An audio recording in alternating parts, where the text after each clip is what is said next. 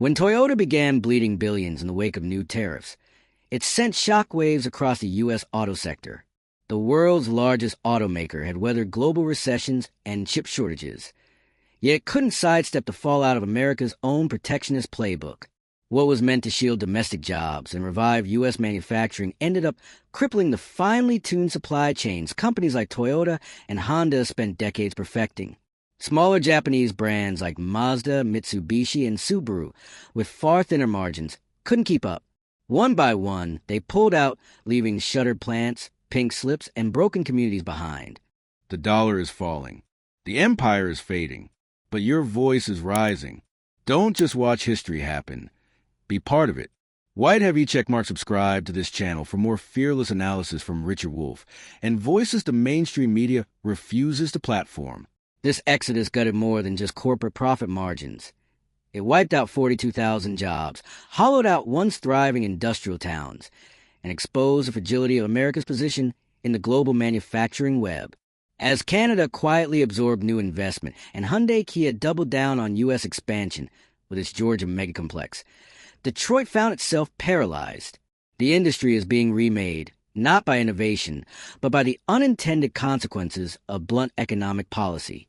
And with each closure, the race to build a resilient, competitive North American auto economy grows more desperate and more uneven. The American auto industry is in crisis, not a slow-moving, distant threat kind of crisis. We're talking about real, immediate, full-blown economic devastation. In 2025, 8 major Asian automakers either pulled out of the U.S. market completely or scaled back so dramatically that the effects are nothing short of catastrophic. The result?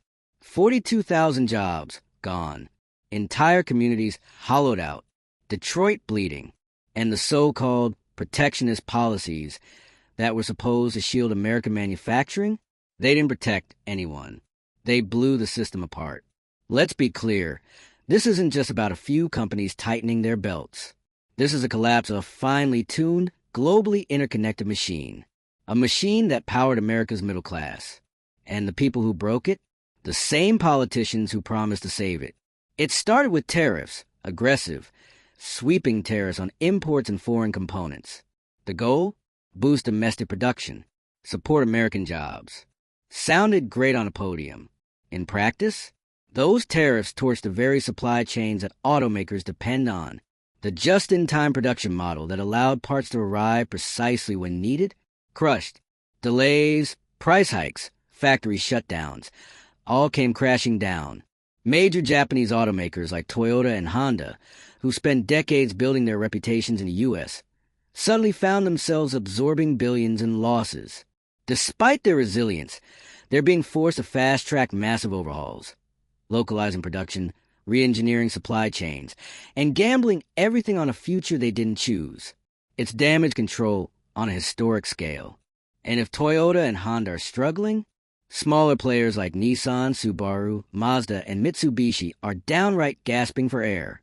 They're raising prices, pulling models, retreating from segments they once dominated.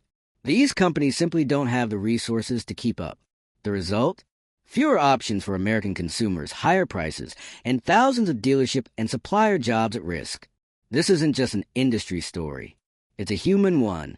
42,000 Americans, factory workers, engineers, designers, line supervisors, saw their paychecks disappear. But it didn't stop at the plant gates. Local diners closed. School budgets were slashed. Communities that once thrived on blue-collar pride are falling apart at the seams. It's a ripple effect that doesn't stop rippling. And guess who's not losing in all of this? Canada. While U.S. policy spun into chaos, Canada offered something American manufacturers desperately needed: stability. No tariffs. A growing electric vehicle ecosystem. A government actually investing in the future, not fighting it. As U.S. plants shut down, investment flowed north. Plants, battery factories, R&D centers, moving to Ontario and Quebec like it was 1950s Detroit all over again. Canada didn't just absorb the shock. They turned it into a win. The contrast is brutal. In America, protectionism turned into self-sabotage. In Canada, policy coherence attracted billions in investment and set the stage for a 21st century auto renaissance. While the U.S. argued over how to make old factories run again, Canada built new ones designed for electric vehicles, batteries, and next-gen manufacturing.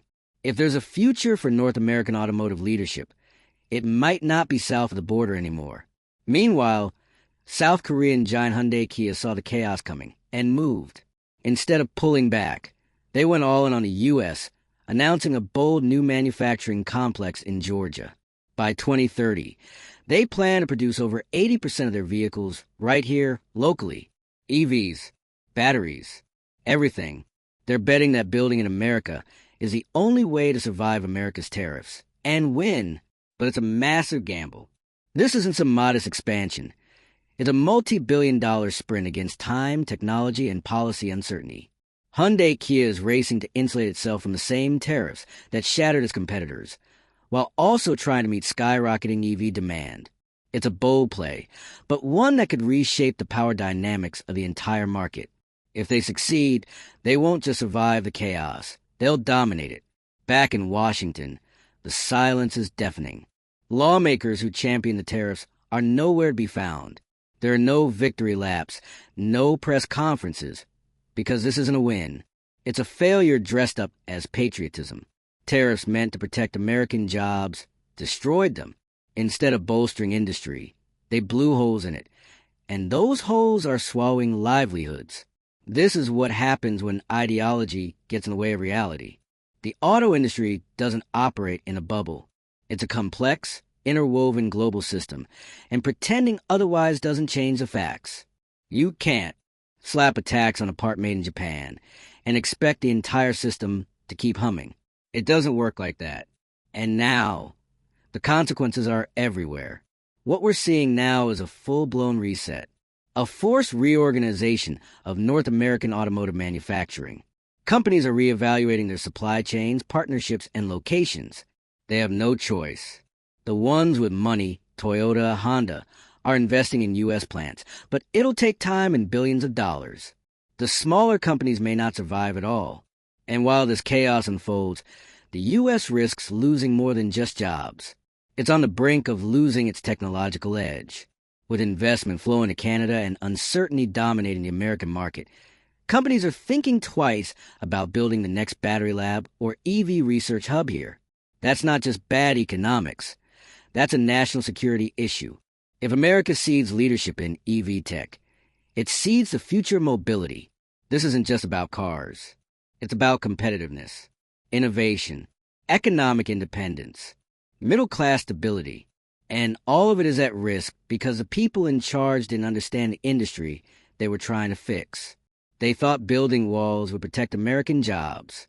Instead, they isolated the U.S. from the very networks that made those jobs possible. The consequences go beyond the economy. Communities across the Midwest are unraveling. These are not just numbers on a spreadsheet. These are lives. Parents who can't pay rent. Kids pulled out of after-school programs. Schools cutting teachers. Main streets emptying out. The social contract that held these regions together for decades is breaking down. And once those jobs leave, they don't come back. The factories get stripped. The suppliers vanish. The talent relocates or gives up. It's a death spiral, and it's spreading. The U.S. auto industry needs a path forward, and fast. That path means building resilient, localized supply chains. It means investing in EV infrastructure and advanced manufacturing. It means policy crafted with industry, not against it. And most of all, it means abandoning the fantasy that isolation equals strength. It doesn't. Coordination, strategy, and foresight do. Hyundai Kia saw that. Canada saw that. Meanwhile, Washington played politics while the industry burned. So here we are, 8 automakers pulling out, 42,000 jobs wiped out, communities shattered, and no clear roadmap from the people who caused it. The longer this goes unresolved, the harder it will be to repair. Not just the factories, but the trust. The future of the American auto industry is still possible, but not without serious strategic change. The days of slogans and tariffs are over. It's time for leadership that understands how the real world works. If you care about workers' innovation and America's role in the future of mobility, Don't let this story fade away. Hit that like button, share this video, drop your thoughts in the comments, and subscribe for more unfiltered analysis. We're just getting started. The wreckage is piling up, and it's not just metal on the factory floor. It's people, pride, and decades of industrial legacy disintegrating under the weight of misguided policy. Let's be brutally honest. This didn't have to happen. The U.S. auto industry wasn't some fragile, outdated relic needing artificial protection. It was one of the most advanced, dynamic, and globally integrated manufacturing sectors in the world. What it needed was smart modernization, not nationalist theatrics. Instead, it got slapped with tariffs that didn't distinguish between friend or foe. Japan, South Korea, these aren't adversaries. These are allies, strategic trade partners, nations whose automakers have invested billions in American soil, built American plants, hired American workers. But they got treated like threats, like enemies. Tariffs on parts, tariffs on vehicles, tariffs on steel. Every layer of the supply chain was infected with uncertainty. That's how you destabilize an entire industry. And let's not forget, the modern car isn't built in one place.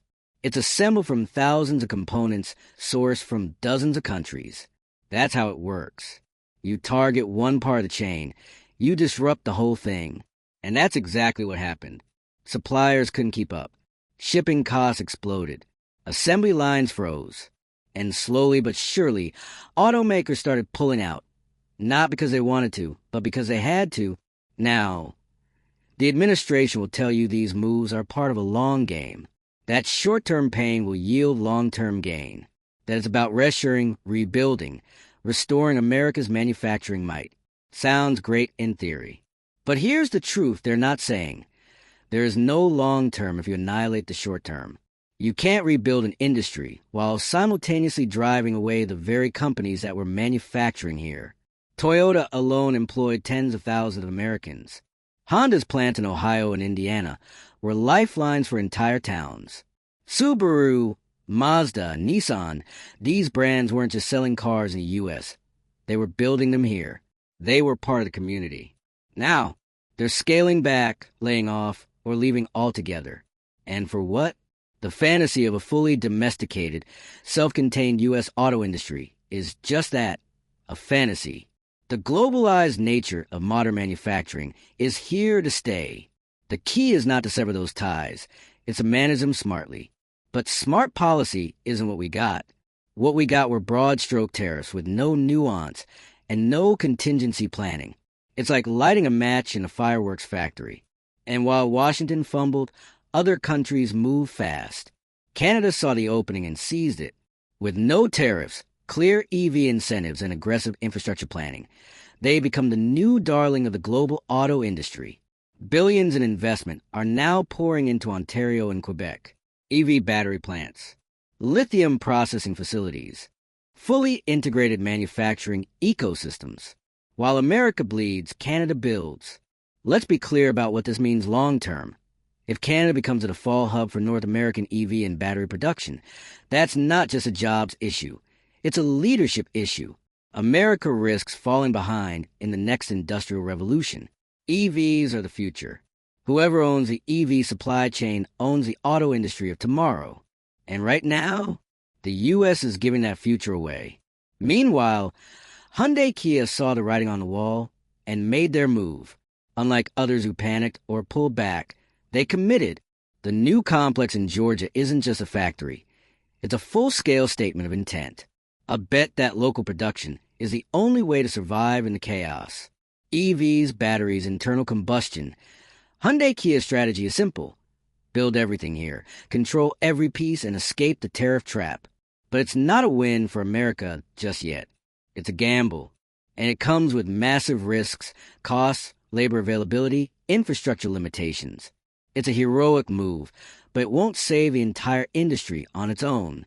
Hyundai Kia can't carry 42,000 lost jobs by itself. And let's not pretend that this is just about automakers being greedy or disloyal. That narrative is a smokescreen. These companies aren't leaving because they want to. They're leaving because the environment has become unworkable. Nobody's going to keep investing in a market that punishes participation. These are businesses, not charities. And when they leave, the damage isn't theoretical, it's real. Take a walk through the Rust Belt right now. You'll see what we mean. Boarded up shops, for sale signs on houses, parents forced to take second jobs just to stay afloat. The ripple effects are devastating. It's not just about the 42,000 direct jobs. It's about the hundreds of thousands more connected to them. Tool makers, part suppliers, cafeteria workers, janitors, bus drivers. Entire ecosystems wiped out because someone in D.C. wanted to score political points with a slogan. And the worst part? There's still no end in sight. No clear plan. No roadmap to recovery. Just the same talking points, the same denials, the same empty promises. Where's the apology to the workers who've lost their homes? Where's the accountability from the policymakers who triggered this collapse? Where are the emergency relief packages, the retraining programs, the real answers? Nowhere, because this wasn't about workers. It was about politics. And now, regular Americans are paying the price. The industry is trying to adapt, but it's like trying to change tires on a car going 80 miles an hour. Toyota and Honda are pouring money into onshoring operations, trying to rebuild domestic supply chains that were never designed to be fully internal. It's slow, expensive, and painful. And even if they succeed, they'll be leaner. That means fewer jobs, not more. The smaller Japanese automakers, they may not make it. Nissan's already pulling back. Mitsubishi is hanging by a thread. Mazda and Subaru are stuck in limbo, unable to compete with rising costs and shrinking margins. These aren't just business casualties. They're symptoms of a systemic failure. And make no mistake, this is systemic. It's not about one bad policy. It's about a failure to understand how global manufacturing works. It's about leaders who refuse to accept complexity, who treat interconnected systems like they're toys to be broken and rebuilt on a whim. This is what happens when arrogance meets ignorance. You get Detroit in crisis and Canada in control. If there's going to be a recovery, it has to start now. Not next year. Not after the next election. Now. That means ending the blind protectionism. It means crafting trade policies that reflect the real structure of the industry, not fantasy scenarios. It means listening to the manufacturers, not punishing them. It means investing in workforce development, in clean energy, in high-tech infrastructure. And it means rebuilding trust. Because right now, that trust is gone. Automakers don't trust that the rules won't change again in 6 months. Workers don't trust that their jobs are secure. Investors don't trust that the market is stable. And consumers? They're watching prices climb while their choices shrink. Everyone is losing. The only winners? Countries that kept their heads while America lost its mind. The future of American automotive manufacturing can still be salvaged, but only if we get real. Real about global supply chains. Real about policy consequences. Real about the need for strategic cooperation instead of self-defeating isolationism. This isn't about waving flags. It's about saving jobs. It's about securing America's place in a global economy that moves with or without us. Right now, it's moving without us. We're standing on a knife's edge. The decisions made in the next 12 months will determine whether this industry rebounds or gets left behind for good. And here's the thing. This isn't just about cars. It's about what kind of country we're becoming. A country that turns its back on skilled labor. A country that punishes innovation. A country that blames the very workers it fails to protect. We use to build things. We use to lead the world in manufacturing, in technology, in ambition. But now, we're watching plants shutter while politicians hold press conferences about wins that feel like losses to everyone on the ground. This isn't leadership. This is abandonment. And while Americans lose their paychecks, their health care, their homes, what does Washington offer? Excuses, spin, silence. The same policies that cause the damage, repackaged as solutions. It's insulting. It's infuriating. And it has to stop. We don't need more empty slogans. We need serious reform, strategic investment, real respect for the complexity of modern manufacturing. We need to stop pretending that waving a flag is the same as building a future. Because here's the truth. If we don't course correct now, we're not just losing jobs. We're losing an entire generation of talent. We're losing credibility. We're losing our grip on the industries that define the 21st century. So if you're tired of watching leaders wreck industries they don't understand, say something. Like, share, comment, subscribe. Use your voice, because silence is what got us here. And if anyone tells you this is the price of patriotism, remind them there's nothing patriotic about letting America fall behind.